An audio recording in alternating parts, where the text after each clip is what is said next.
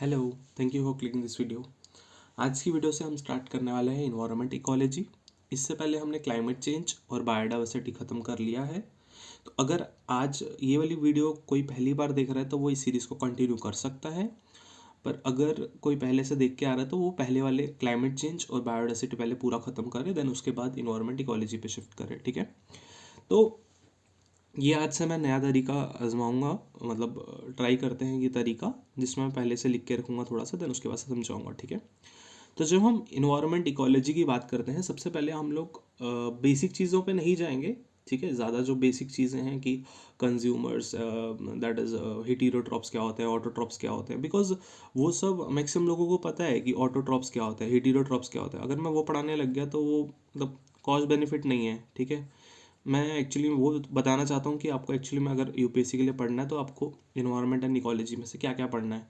ये climate change में से मैंने 10-11 लेक्चर्स में सिर्फ वही बताया कि जो जो आपको पढ़ना है बस वही लेक्चर्स करो बस। ठीक है, फिर उसके बाद एक बार खुद सेल्फ स्टडी करो। ठीक है, तो जैसे हम इन्वायरमेंट इकोलॉजी की बात करते हैं, मैं वो बेसिक्स पे नहीं जा रहा कि सेप्रोट्रॉप्स क्या होते हैं, ऑटोट्रॉप्स हीटेरोट्रॉप्स क्या होते हैं। वो सबको पता होगा। ऑटोट्रॉप्स वो होते हैं जो अपना खाना खुद बनाते हैं, जैसे प्लांट्स होते हैं। हीटेरोट्रॉप्स कौन से होते हैं जो किसी पे डिपेंडेंट रहते हैं, उसमें भी प्राइमरी कंज्यूमर्स होते हैं, देन उसके बाद सेकेंडरी कंज्यूमर्स होते हैं। ठीक है, फिर सेप्रोट्रॉप्स हम लोग बोल सकते हैं कि वो सेकेंडरी या टर्शरी कंज्यूमर्स आ जाते हैं, क्योंकि वो डेड एंड डीके पे डिपेंडेंट रहते हैं। ये सब आपको पता होगा। अब इसको बोलते हैं लेवल ऑफ ऑर्गेनाइजेशन। हमें लेवल ऑफ ऑर्गेनाइजेशन से कोई मतलब नहीं है, हमें ये समझना है कि एक्चुअली हो क्या रहा है। ठीक है, जब हम बात करते हैं इंडिविजुअल लेवल की, इंडिविजुअल लेवल का मतलब होता है कि स्पीशी लेवल का। ठीक है, इंडिविजुअल लेवल का मतलब क्या है, स्पीशी लेवल का। जैसे आप हो, मैं हूँ, एग्जाम्पल के तौर पे होमोसेपियंस हम बोल सकते हैं। तो ये जब हम लेवल ऑफ ऑर्गेनाइजेशन की बात करते हैं, जो सबसे छोटा हिस्सा आता है ना एक पूरे इन्वायरमेंट में, वो सबसे छोटा हिस्सा आता है इंडिविजुअल, मतलब होमोसेपियंस, जो हम इंसान हैं। ठीक है, उसके बाद आता है पॉपुलेशन। पॉपुलेशन में क्या आ जाता है, सेम स्पीशीज़ की जब हम इंडिविजुअल्स के बीच में इंटरब्रीडिंग होती है, ऑर्गेनिजम्स के बीच में इंटरब्रीडिंग होती है, कुछ टाइम के बाद, थोड़े थोड़े टाइम के बाद इंटरब्रीडिंग होती रहती। इस हिसाब से सेम टाइप के, सेम स्पीशीज़ टाइप के नए ऑर्गेनिजम्स कम्युनिटी में आते हैं। ठीक है, इंडिविजुअल जो है वो एटमॉस्फेयर में आते हैं, हम कम्युनिटी नहीं बोलेंगे, कम्युनिटी यहाँ दिया हुआ है।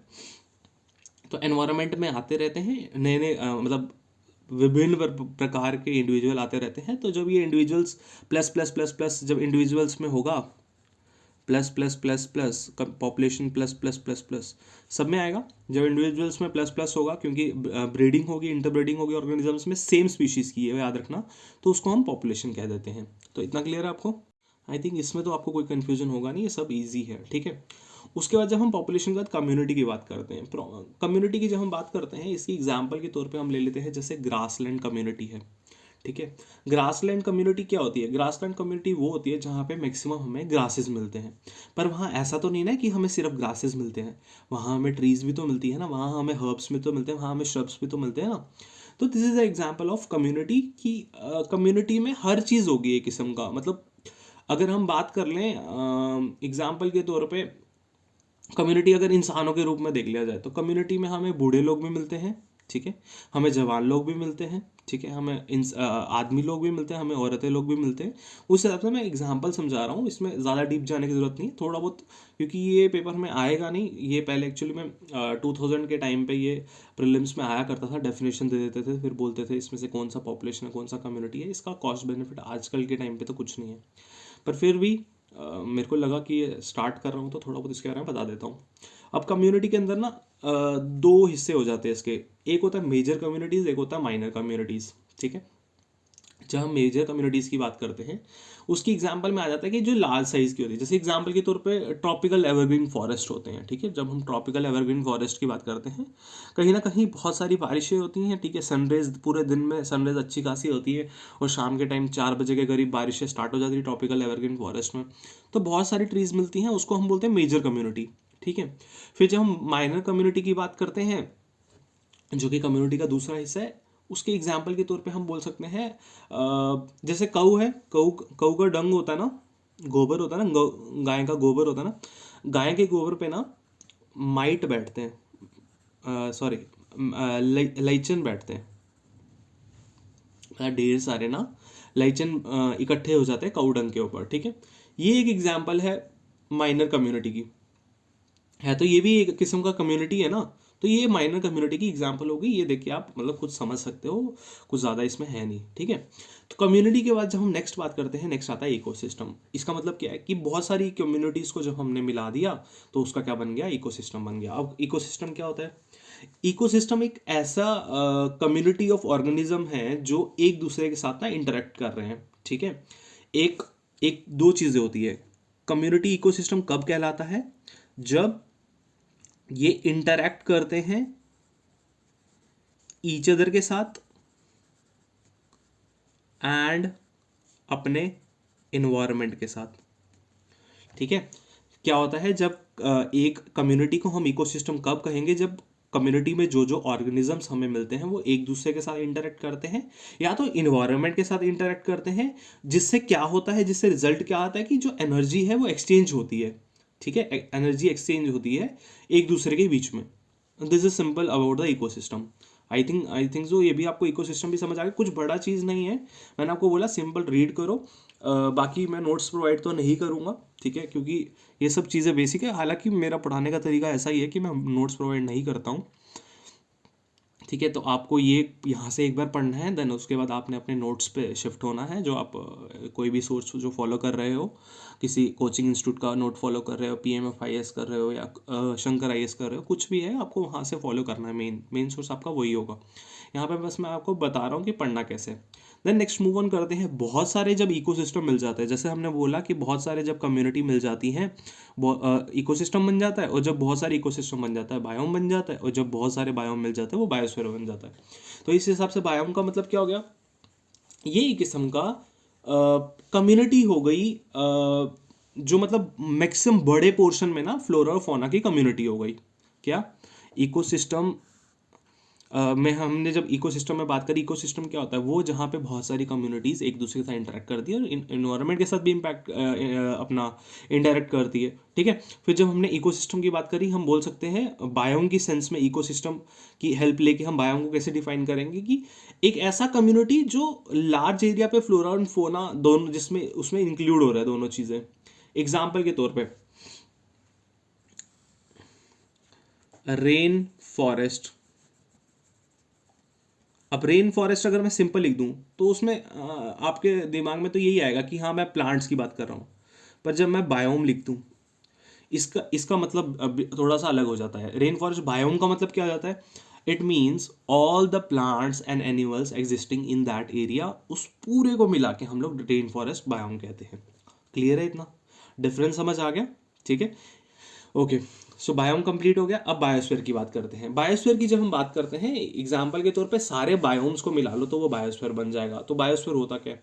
बायोस्फीयर में जितने भी लिविंग ऑर्गेनिजम्स अर्थ पे एग्जिस्ट करते हैं, हम सिंपल लिविंग ऑर्गेनिजम्स की बात नहीं करेंगे, सिंपल जो डेड ऑर्गेनिक मैटर भी होता है उनको भी इंक्लूड करेंगे इसको।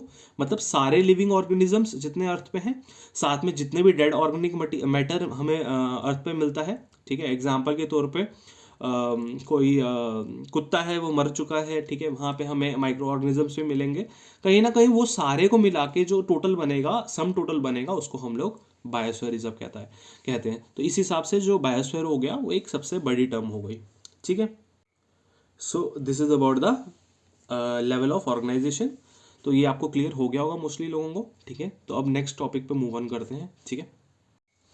सो अब मैंने ये 6 टॉपिक्स लिखे छोटे छोटे से, ठीक है। तो इन सब टॉपिक्स के लिए मैं कुछ लिखने नहीं वाला, बिकॉज सेम वही बोलूँगा कि कॉस्ट बेनिफिट नहीं है इतना। सिंपल ऊपर ऊपर से पढ़ो, थोड़ा सा समझो और एक बार बुक से रीड करो। कुछ इसका नोट्स वोट्स बनाने की भी इतनी ज़रूरत नहीं है, बस आपको दिमाग में ये चीज़ें बिठानी है, ठीक है। तो सबसे पहले हम लोग स्टार्ट करते हैं इकोटोन से। जब हम इकोटोन की बात करते हैं, इकोटोन क्या होता है? इकोटोन क्या होता है? सिंपल, इसको दिमाग में रखना, 2 बायोम्स दिमाग में रखना, तो इकोटोन खुद ही आ जाएगा। क्यों 2 बायोम्स क्या दिमाग में रखना है? मतलब जब कोई 2 बायोम्स क्या होते हैं? बायोम्स हमने थोड़ी देर पहले पढ़े। एग्जाम्पल के तौर पे मैंने आपको पढ़ा था, जैसे रेन फॉरेस्ट बायोम होता है। रेन फॉरेस्ट बायोम में क्या होगा? सारे प्लांट्स एंड सारे फौना, मतलब उसमें ह्यूमन बीइंग्स, हाथी, टाइगर, लायन, सब मिला के एकदम सब मिला के उस प्रॉपर उसी पर्टिकुलर एरिया में जितना सारा मिल रहा है उस हम पूरे को प्रॉपर को बायोम कहते हैं। इस तरह के अलग अलग बायोम्स रहते हैं, वो भी हम आगे जाके पढ़ेंगे। तो कोई भी दो बायोम हो, ठीक है, कोई भी दो बायोम्स हो, उनके बीच में जो जोन ऑफ ट्रांजिशन एरिया होता है कि एक बायोम और दूसरे बायोम एरिया के बीच में कुछ एरिया हमें बीच में सेंटर में दोनों के बीच में कुछ एरिया मिल रहा है, तो उस एरिया को हम कह देते हैं, क्या कह देते हैं, इकोटोन। क्लियर है? मतलब सिंपली इकोटोन क्या होता है, the difference the transition area या फिर जो जंक्शन होता है between the two biomes. Clear है इतना? एक्चुअली में क्या होता है, दूसरी सेंस में बोल सकते हैं जहाँ पे दो कम्युनिटीज मीट करती हैं उसको हम लोग इकोटोन कह देते हैं। एग्जाम्पल के तौर पे आपको ये पता होगा, एक मिनट ऐसे मैं पढ़ाता हूँ। आपको ये पता होगा कि जैसे मैंग्रोव फॉरेस्ट होते हैं, ठीक है, मैंग्रोव फॉरेस्ट होते हैं। जब मैंग्रोव फॉरेस्ट की बात करते हैं, मैंग्रोव फॉरेस्ट कहाँ पे होते हैं, मैंग्रोव फॉरेस्ट कहाँ होते हैं, यहाँ हमें सी मिल गया, यहाँ हमें टेरेस्ट्रियल मिल गया, और इस रीजन में हमें मैंग्रोव फॉरेस्ट मिलते हैं। तो एक किस्म का क्या है, ये हमें मिल रहा है एक्वेटिक इकोसिस्टम, ठीक है, और ये वाला क्या मिल रहा है, टेरेस्ट्रियल इकोसिस्टम, और सेंटर में क्या मिल रहा है हम लोग को, मैंग्रोव फॉरेस्ट। तो ये क्या है, मैंग्रोव फॉरेस्ट क्या होगा, mangrove forest is a ecosystem. I think so इससे आपको क्लियर हो गया होगा कि दो बायोम्स के बीच में एक्वेटिक इकोसिस्टम और टेरेस्ट्रियल इकोसिस्टम जो क्या है, बायोम्स है, ठीक है। दो बायोम्स के बीच में जब हमें मैंग्रोव फॉरेस्ट अकेला मिल रहा है तो ये एग्जाम्पल हो जाती है किसकी, इकोटोन की। ऐसे ही और भी बहुत सारी एग्जांपल्स है, जैसे हमें ग्रासलैंड्स मिलते हैं। ग्रासलैंड्स किसके बीच में मिलते हैं, फॉरेस्ट और डेजर्ट के बीच में मिलते हैं, ठीक है। हमें एस्टरी मिलती है, एस्टरी किसके बीच में होती है, फ्रेश वाटर और सॉल्ट वाटर के बीच में होती है, ठीक है। इस तरह की बहुत सारी एग्जाम्पल है, बस आपको थोड़ा सा एक हल्का सा आइडिया दिमाग में रखना है कि इकोटोन क्या होता है। तो this is about the ecotone. I think so mostly लोगों को समझ आ गया होगा, ठीक है, क्लियर है। तो नेक्स्ट मूव ऑन करते हैं और बात करते हैं इकोलाइन की। ओके, इकोलाइन क्या होती है, देखो आ जाके इकोटोन का ही एक किस्म का इकोलाइन भी सेम ही मतलब होता है, थोड़ा बहुत हल्का सा इधर उधर हो जाता है। क्या इकोलाइन में क्या होता है कि जब कंटिन्यूस चेंज हो रही होती है एक इकोसिस्टम से दूसरे इकोसिस्टम में, ठीक है, जब वहां पे कोई भी पर्टिकुलर बाउंड्री नहीं बनी हो स्पीसीज की कंपोजिशन की मतलब सेंस में अगर बोला जाए, मतलब कि हम एक हम एक बायोम से दूसरे बायोम में जा रहे हैं, ठीक है, पर हमें ना वहां पे कोई बाउंड्री कुछ खास नहीं मिल रही होगी, कि इसका मतलब ये है कि इस बायोम में भी हमें एलिफेंट ही मिल रहा है, दूसरे बायोम में भी हमें उस बाउंड्री पे एलिफेंट ही मिल रहा है। मतलब इस रीजन में हम एक इकोसिस्टम से दूसरे इकोसिस्टम में जा रहे हैं, पर हमें इतना स्पीशीज का कंपोजिशन मिल नहीं रहा है, वहां पे इतना कुछ शार्प बाउंड्री मिल नहीं रही है। तो वो वाला जो जोन होता है, ग्रेजुअल जोन होता है, उसको हम लोग इकोलाइन कहते हैं, ठीक है। इतना क्लियर है, कुछ ज़्यादा इसमें डीप जाने की जरूरत नहीं है, थोड़ा सा पढ़ो और आगे बढ़ो, बिकॉज हमें पीएचडी नहीं करनी है। Clear? So next edge effect के बारे में पढ़ते हैं। एज इफेक्ट क्या होता है, जब भी एक कम्युनिटी की पॉपुलेशन, कोई भी कम्युनिटी है, एग्जाम्पल के तौर पे जब हमने थोड़ी देर पहले हमें कम्युनिटी पढ़ा था, हमने बोला था कि जब एक बहुत सारी पॉपुलेशन जो है एक साथ जुड़ जाती है तब उनको हम कम्युनिटी कहते हैं, ठीक है। तो कम्युनिटी या पॉपुलेशन की अगर हम बात करें, जब भी इनमें कभी चेंज आता है और दो हैबिटेट्स मतलब दो बायोम्स, ठीक है, तो दो बायोम्स की बाउंड्री पे जो भी पॉपुलेशन है कम्युनिटी में चेंज आता है तो उसको एज इफेक्ट कहते हैं, ठीक है। एक किस्म का इसको मैं दूसरी सेंस में अगर समझाना चाहूं तो हम ऐसा बोल सकते हैं कि कभी कभार क्या होता है कि एक एरिया में जो स्पीशीज हमें मिल रही है, नंबर ऑफ स्पीशीज जितनी हमें मिल रही है, मतलब अलग अलग टाइप की स्पीशीज मिल रही है, और पॉपुलेशन उन स्पीशीज की जो डेंसिटी हमें मिल रही है एक रीजन में, एक इकोसिस्टम में, वो ज़्यादा बड़ी होती है उसकी आइदर कम्युनिटी के, is much greater than either community, तो हम क्या कहते हैं, वो एज इफेक्ट हो जाता है, ठीक है। और जो वहाँ पे हमें ऑर्गेनिजम्स मिलते हैं जो वहाँ पे मोस्टली अबेंडेंट का मतलब क्या होता है, जो मोस्टली हमें वहाँ पे ज़्यादातर दिखते हैं, उसको हम लोग एज स्पीशीज कह जाते हैं। क्लियर है इतना? सो मेरे ख्याल से आपको ये दोनों चीज़ें समझ आ गई होगी, एज इफेक्ट और एज स्पीशीज, ठीक है। एग्जाम्पल ले लेते हैं, जैसे एग्जाम्पल के तौर पे हम बोल सकते हैं जब फॉरेस्ट और डेजर्ट के बीच में जो हमें इकोटर्म मिलता है, ठीक है। देखो सबसे पहले दो बायोम्स है, एक फॉरेस्ट बायोम है, एक डेजर्ट बायोम है। उन दोनों के बीच में जो ट्रांजिशन एरिया होगा उसको क्या बोलते हैं, हम इकोटोन बोलते हैं, ठीक है।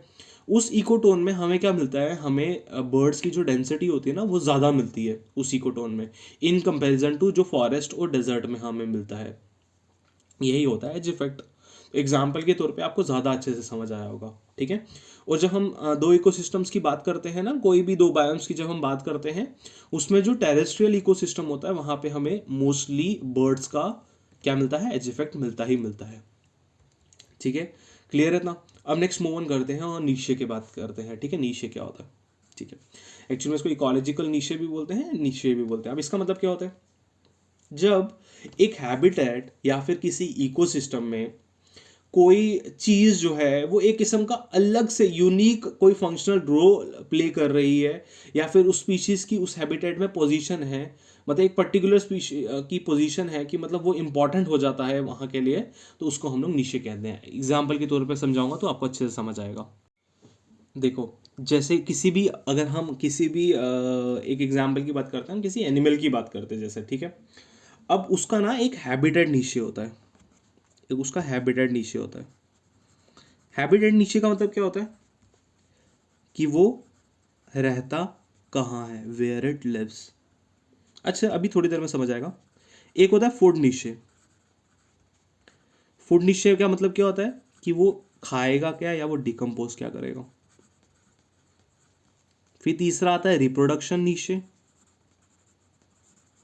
कि वो कब करेगा और कैसे करेगा, व्हेन एंड हाउ।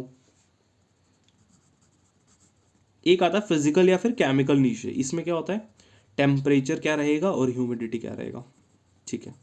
अब क्या मतलब है, एग्जाम्पल ले लो, ठीक है।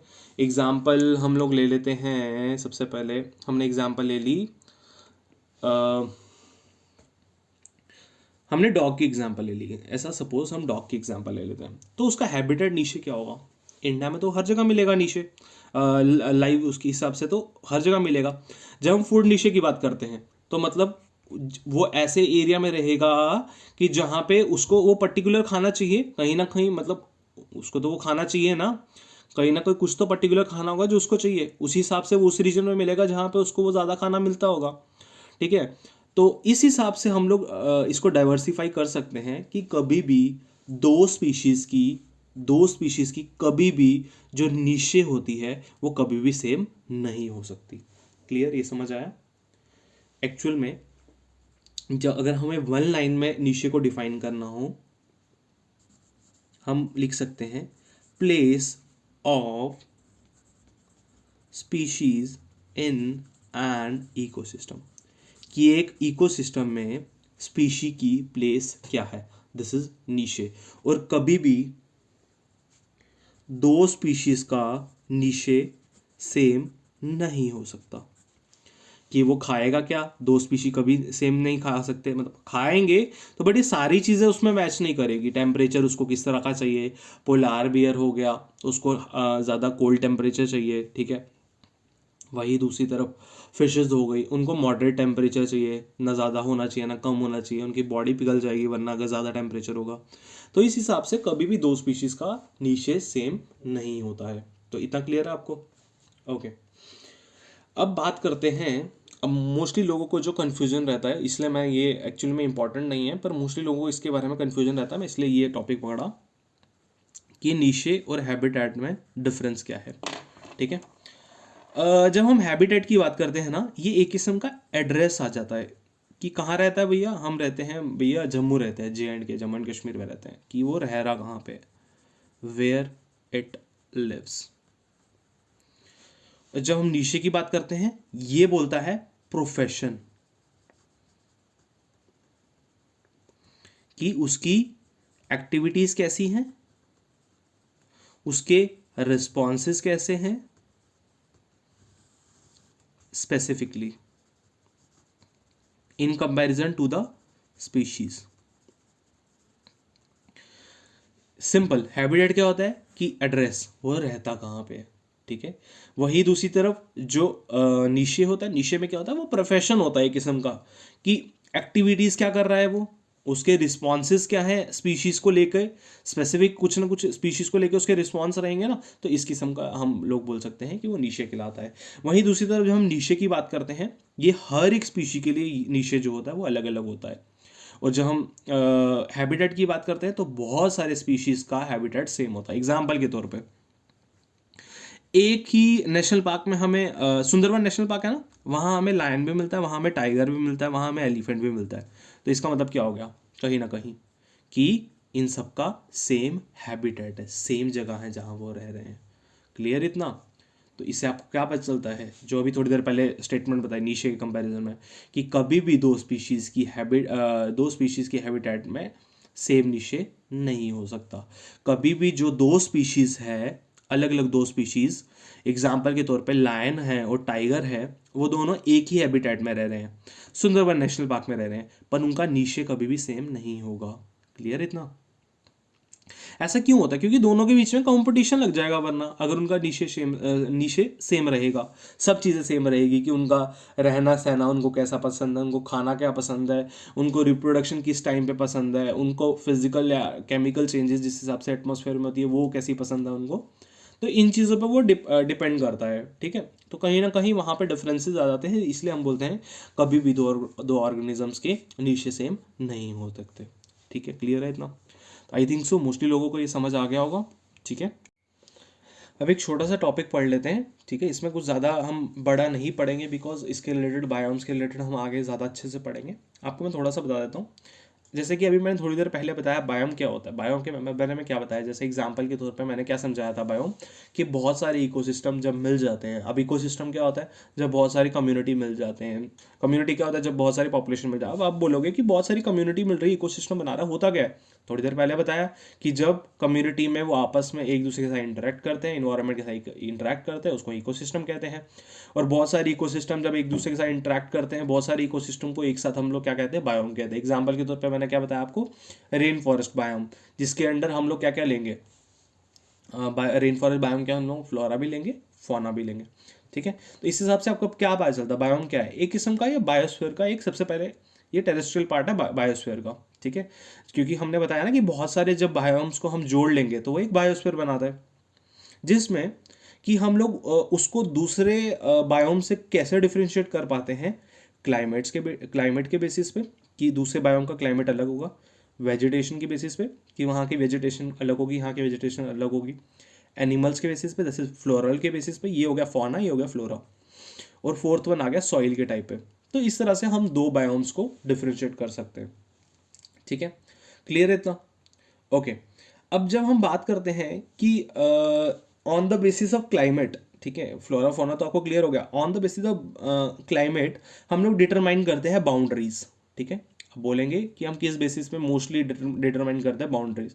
हम लोग क्लाइमेट के बेसिस पे बाउंड्री डिटरमाइन करते हैं, कि एक जगह अगर हमें डेजर्ट मिल रहा है, दूसरी जगह हम लोग को ग्रासलैंड मिल रहा है, तीसरी जगह हम लोग को रेन फॉरेस्ट मिल रहा है, तो उस बेसिस पे हम लोग अलग अलग बायोम्स को डिफ्रेंशिएट करते हैं और हम बाउंड्रीज तय करते हैं बायोम्स की। ठीक है, ये हो गया। और इसके अलावा दूसरा क्या होता है? Abundance of animals and plants and animals. कहीं ना कहीं ये डिपेंड किस पे होता है? कहीं ना कहीं ये बाउंड्री ये अपना क्लाइमेट पे ही डिपेंड करता है कि किस हिसाब के हमें प्लांट्स और एनिमल्स मिलेंगे। ठीक है, कि अगर रेन फॉरेस्ट है तो मोस्टली वहाँ पे उस टाइप के प्लांट्स मिलेंगे जिनको पानी ज़्यादा पसंद है, या एनिमल्स उस टाइप के मिलेंगे जिनको पानी ज़्यादा पसंद है। ठीक है, okay, so this is little bit about the biomes. और कभी भी दो बायोम्स लाइकवाइज नहीं हो सकते। ठीक, कभी भी दो बायोम सेम नहीं हो सकते। अब एक छोटा सा डायग्राम है, वो मैं आपको बताता हूँ, एक मिनट को। एक्चुअली मेरे नोट्स पे मैंने ये बनाया हुआ है। तो हमने इसमें कैसे डिफ्रेंशिएट किया? हमने ड्राई से वेट लिया है और वार्म से कोल्ड लिया है। मतलब यहाँ क्या क्या बात कर रहे हैं कि यहाँ पे सूखा सूखा है, यहाँ पे गीला गीला है, यहाँ पे गर्मी है और यहाँ पे सर्दी है। ठीक है, यहाँ पे टेम्परेचर ज़्यादा है, यहाँ पे टेम्परेचर कम है। ठीक है, तो सबसे पहले ये हमने ना बायोम्स का एक किस्म का डिवीजन करा हुआ है, और बायोम्स में आपको अच्छे से बाद में पढ़ाऊंगा अलग अलग बायोम्स जो हमें मिलते हैं। तो जब हम ड्राई की बात करते हैं और वार्म की बात करते हैं, सबसे पहले नंबर पे क्या मिल रहा है हम लोग को? वार्म डेजर्ट, मतलब कहीं ना कहीं वार्म हो गया गर्म, डेजर्ट मतलब सूखा पड़ा होगा यहाँ पे। दूसरे नंबर पे आगे बढ़ेंगे ट्रॉपिकल ग्रासलैंड्स, मतलब वहाँ पे भी थोड़ा सा ड्राइनेस होगा और वहाँ भी कहीं ना कहीं थोड़ी सी गर्मी होगी। तीसरे नंबर पे मिलेगा सवाना, मतलब कहीं ना कहीं आधा वेट होगा और आधा ड्राई होगा, मतलब मॉडरेट टेम्परेचर होगी पर गर्मी वहाँ पे। फिर उसका नेक्स्ट बात करें ट्रॉपिकल डेसिडियस, कि वहाँ पे थोड़ा सा वेट होगा, ज़्यादा सवाना के कंपैरिजन में वार्म ही होगा। और बात करेंगे ट्रॉपिकल रेन फॉरेस्ट, वार्म का मतलब क्या है, कहीं ना कहीं वहाँ पे सूरज की किरणें पड़ेंगी पड़ेंगी। तो इसको हम डिवीजन वार्म से कोल्ड किस बेसिस पे कर सकते हैं, लैटिट्यूड के बेसिस पे भी हम इसको बेसिस पे इसको भी डिवीजन कर सकते हैं कि ये ऑलमोस्ट लगा लो 30 लैटिट्यूड है, ये 40 लैटिट्यूड है, ये 50 लैटिट्यूड है, ये 60 लैटिट्यूड, उस पर भी हम डिवीजन कर सकते हैं वार्म से कोल्ड में, क्योंकि जैसे जैसे हम लैटिट्यूड्स में ऊपर बढ़ते जाएंगे उस हिसाब से टेम्परेचर भी घटता जाता है। घटता मतलब कम होता जाता है, कि जब पहले जैसे इस एरिया में अगर हमें 30 डिग्री सेल्सियस मिलेगा, इतना नहीं मिलता, ज़्यादा मिलता है। थोड़ा ऊपर जाएंगे हम लोग को इधर 20 डिग्री सेल्सियस मिलेगा, थोड़ा ऊपर जाएंगे 10 डिग्री सेल्सियस, यहाँ 0 डिग्री सेल्सियस, और यहाँ -40 50 60 70 डिग्री टेम्परेचर हम लोग को मिलता है। ठीक है, उस हिसाब से अगर थोड़ा ऊपर बढ़े मतलब वार्म से थोड़ा दूर चले गए, मतलब वार्म भी है थोड़ा सा कोल्ड भी है, तो यहाँ पे हमें कोल्ड डेजर्ट मिल जाता है, कि कहीं ना कहीं ड्राइनेस है, रेंस नहीं ना हो रही तो इसलिए वो डेजर्ट है। फिर हमें मिलता है प्रेयरी क्या होती है हम पढ़ेंगे अच्छे से। फिर डेसिडियस फॉरेस्ट, कि थोड़ा वेट ही रहता है पर वहाँ पे कोल्ड भी थोड़ा बहुत रहता है। फिर उसका आता है बोरियल फॉरेस्ट। बोरियल फॉरेस्ट क्या होता है, ये टियागा फॉरेस्ट होता है, ये भी हम अच्छे से पढ़ेंगे। यहाँ पे क्या है, वेट भी है और ड्राई भी है, मतलब मॉडरेट हम लोग को मिलता है, ना ज़्यादा गीला ना ज़्यादा सूखा, पर यहाँ पे हमें थोड़ा सा कोल्ड आना स्टार्ट हो जाता है। मेडिटेरियन ओशन वाला रीजन है ये टियागा रीजन, बोरियल फॉरेस्ट रीजन। ठीक है, फिर उसके बाद ये आ गया ये वाला रीजन। मोस्टली ये ज़्यादा जो ऊपर वाली चीज़ें रहेंगी ये सारी मिड में ही रहेंगी, कि ना ज़्यादा ड्राइनेस ना ज़्यादा वेटनेस ज़्यादा नहीं होगी, तो हम बोल सकते हैं कि वहाँ पे ज़्यादा बारिशें नहीं होती। ड्राइनेस ज़्यादा नहीं होती कि कहीं ना कहीं वहाँ पे स्नो तो होती है ना, तो उस बेसिस पे हम बोल सकते हैं। उसके बाद ज़्यादा ठंडी होगी टुंड्रा, उसके बाद सबसे ज़्यादा ठंडी होगी पोलार, जहाँ पे -50 100 150 तक चले जाता temperature. So little bit this is about the biomes. तो मोस्टली आप लोगों को ये टॉपिक्स क्लियर हो गए होंगे। सो ट्यूनिंग करो इस सीरीज़ के साथ, और 7-8 लेक्चर्स मोस्टली 7-8 लेक्चर इतने नहीं लगेंगे, कम में मैं ख़त्म करने की कोशिश करूँगा। तो हमारा फुल इन्वायरमेंट एंड इकोलॉजी जितना भी रहेगा, एक किस्म का जितना हमें यूपीएससी में जितने दिन लगने चाहिए इस सब्जेक्ट को, 15 से 20 डेज, उतने दिन में मैंने ख़त्म कर दूंगा वीडियोस। ठीक है, सो अभी तक देख रहे हो, लाइक सब्सक्राइब कमेंट कर देना और मेरे को बताना कैसी लगी वीडियो। ठीक है, thank you for training in.